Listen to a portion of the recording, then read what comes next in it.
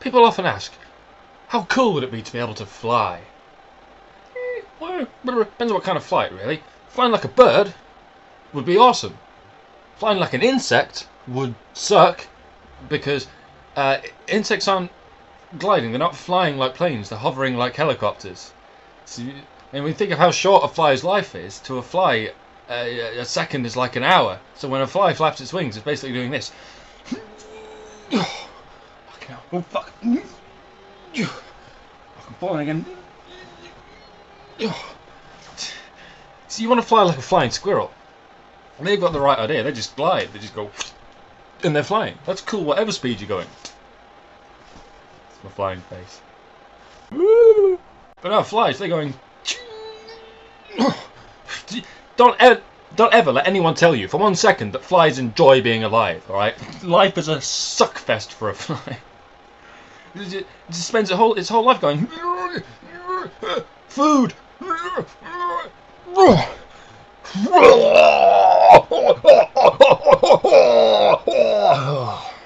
Yay, I get to eat my own vom again.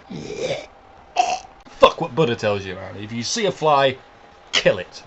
Just kill it. It is suffering just by being a fly. A fly is like an animal that was born wounded. It's constantly wounded. As soon as that little maggot crawls out of whatever thing it is maggots crawl out of, it's there going, kill it, kill it. Just kill it. It doesn't want to be alive. Evolution just put it there. Because evolution was bored. Actually, come to think of it, the same goes for mice. Not domesticated mice, I mean common or garden wild house mice. If you ever see one, if you ever manage to catch a glimpse of one, and you see its body language, they're terrified. They're so fucking terrified. They're just clinging to the floor like it's going to fall out from under them any second. And if they see anything in the room so much as twitch, they go, I mean, bomb across the room at like twice the speed of sound. Don't tell me that thing is enjoying being alive. Right. If a human being, for instance, has got some kind of terminal illness that leaves it in a state that's close to death but something we would consider an undignified way to live, we call that grounds for pulling the plug or whatever. If you could ask a mouse, if you could somehow communicate with a mouse and say, "Oi, mouse, come here, come here. What if I gave you this choice? What if I gave you this choice? Either you can go on as you are, scurrying around in the dark, eating filth, shit scared of everything, or you can, well, it's a bit like sleeping forever." They'll probably go, I think I'll try the sleeping thing. I think I remember what sleep is like. It's been a long time since I had a good sleep, what with the being constantly tired and hungry and terrified for my life. Give the sleeping thing a go, please. Okay. Cheers. Oh, I'm sorry, you're not quite dead yet. Lol, you're doing it wrong. Back on the dogs, right? Wolves are awesome. Wolves are undeniably awesome. Wouldn't want them in the house, obviously, because they'll fucking kill you. But I can't deny they're an impressive animal. Well, yeah, everything's relative. I mean, relative to a human, it's quite impressive. The point is, if you have a dog, the more your dog looks like a wolf, the more awesome it is. More to the point, if your dog looks nothing like a wolf, then your dog is a sick animal. Fucking bulldogs and pugs and fucking Yorkshire Terriers and Chihuahuas. This is what happens when you take an animal and only allow the short, fat, ugly, bad-tempered ones to breed. I want some angel delight. Having said that, dogs are particularly susceptible to sort of genetic change over the generations. Within 100 generations or so, they can go from to and down again. And when you think of that, humans are kind of quite similar, not in terms of body genetics, but in terms of behaviour. Think of any animal, any organism, in fact, and humans can mimic its lifestyle. And there are humans out there that do. You know, some of us regularly run halfway across the world. Some of us never get off our asses. Some of us live in massive communities. Some of us live alone in caves. Some of us fuck like rabbits.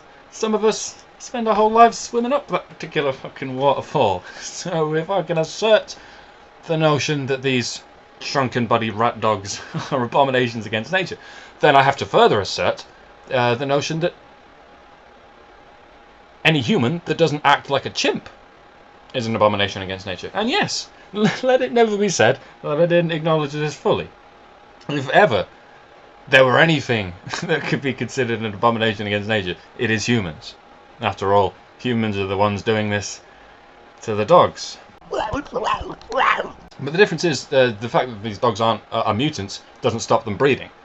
The human personality disorder, and by that I mean any human that acts in a non-primate lifestyle, more often than not actually discourages reproduction. The fact that we can act like animals that don't fuck very much. See, that's kind of what we do when we go to work in the morning every day. We're acting like ants or little fucking worker bees or something. Remember when you were in college or school or whatever, and you looked at people who had to get up and go to work every day of their lives, and you thought, fuck, I can't believe people have to do that every day of their lives. It's genuinely terrifying, wasn't it? But then you sort of slip into it, and it just seems sort of tolerable. All the time you're aware that you're living like an insect, which seems a bit shit. But when you think about it, in the big picture, the alternative to living like an insect is living like a mammal. You're in small groups, you're not really responsible for anything, you don't know anything about anything but yourselves, and you are free to kill, eat and fuck, but you're that much more likely to get killed, eaten and fucked. And as for the small picture, the alternative to working seems to be being a job seeker. Because when you're unemployed and claiming welfare for it, you can't complain about anything. Not anything, because you are a drain on the very thing that you're complaining about. The country's money, nay, the world's money, is getting pissed away on you. So you can't complain about the price of anything. You can't complain about public transport. You can't even complain about teenage pregnancy. It's all part of the same financial sort of fucking web thing. I mean, you can complain if you get, like, herpes, if it's your first time. Or you can complain about things outside the legal system. You can complain about all the laxatives they're putting in coke these days. You can wax lyrical about the public's heartlessly waning appreciation for a well-rehearsed flasher. But you can't complain about things the government makes you do. Completely off the cards. Because they're paying you fucking to do it. And that's the depressing thing. It's not the lack of stimulation that's depressing. Everyone could find stimulation. There's not enough food and air out there for everyone, and there's a fat bucket of stimulation. In the grand scheme of things, it's barely even been licked yet. No, the depressing thing is not being able to get around the horrible truth that you may or may not be part of the problem, but you are clearly, demonstrably, palpably not part of the solution.